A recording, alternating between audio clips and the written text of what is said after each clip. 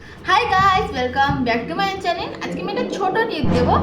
এই যা গরম, 42 টেম্পারেচার, 40 টেম্পারেচার, সবার শরীর এমনিতেই গরম হয়ে যাচ্ছে।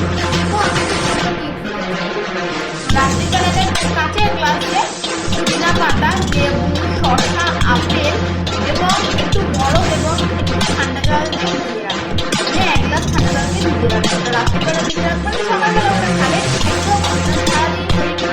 একদম সারাদিন ক্যারি করতে হয়। অনেকে ডেলিভারি বয় আছে বা অনেকেই বাইরে বাইরে থেকে কাজ করে, তাদেরকে এরকম পানি অনেকটা করে পানি কাছের মধ্যে ক্যারি করবে।